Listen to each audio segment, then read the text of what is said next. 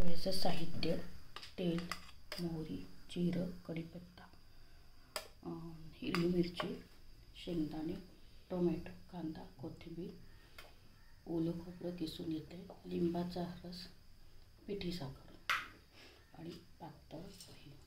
आता आपण फोडणी तयार करून घेऊ. तेल टाकणे. तेल टाकलं की तेल गरम झाल्यावर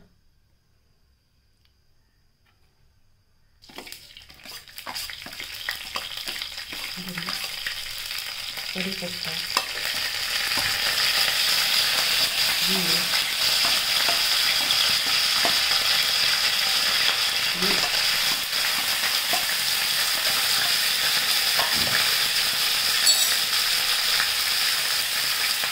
शेंगदाणे त्याच्यात तळून घेऊ.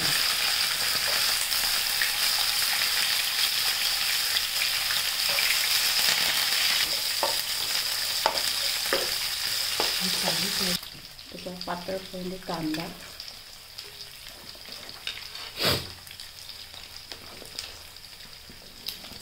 टोमॅटो,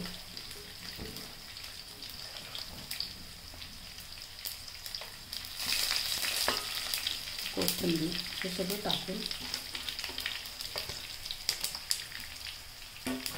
पिठी साखर,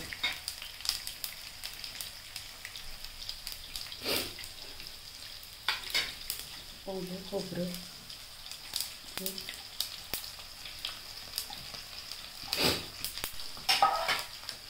आणि मीठ हे सगळं टाकून थोडं चांगलं हाताने मिक्स करून घ्या.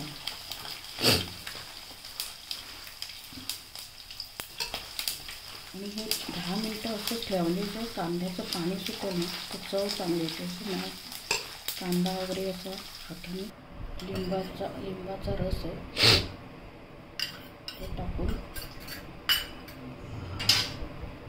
घालून घ्या चांगलं.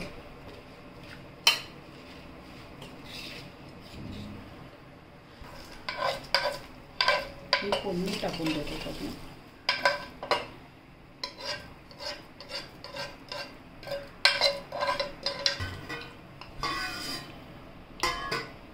तडपड फोडणी टाकल्यावर एकदम छान दिसतात.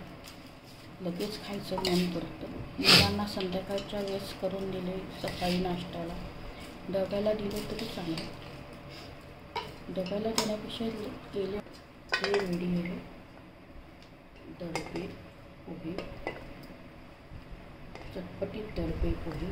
याच्यावर शेव टाकली तरी छान लागतात.